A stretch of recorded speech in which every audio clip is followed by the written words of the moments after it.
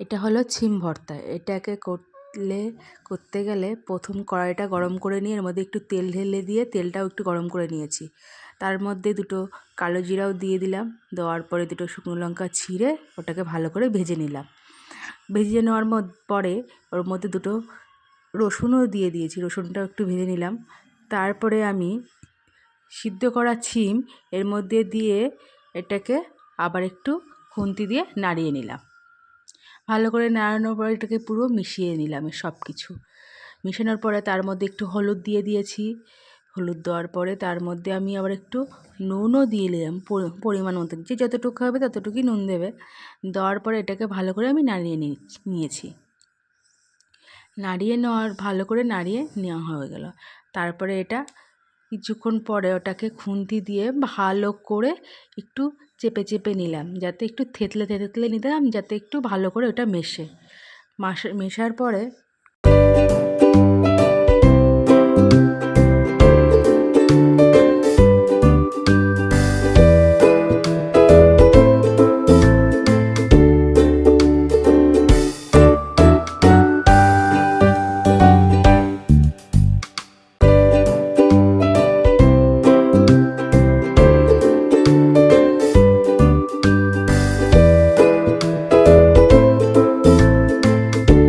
বাটিতে উঠিয়ে নিলাম। উঠিয়ে হয়ে যাওয়ার পরে বাটিতে সব উঠিয়ে নেওয়ার পর তারপরে শিলনোড়া পেতে নিলাম। ওই বাটাটা আমি তারপরে করব।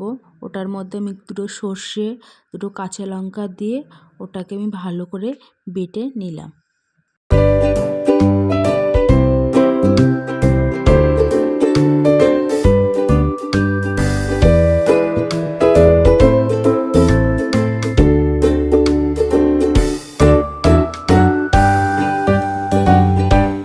বাটাটা হয়ে যাওয়ার পরে আমি একটা বাটিতে বাটাটা একটু উঠিয়ে নিয়ে নিলাম।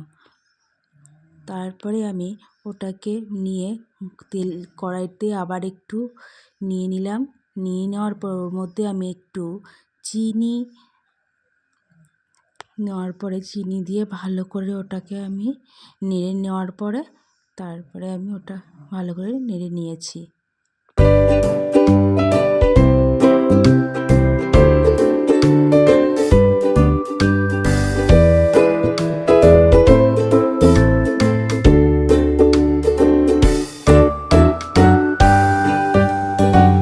ওটা ভালো করে নাড়ানো হয়েছে। তারপরে আমি বাটিতে তুলে নিয়েছি।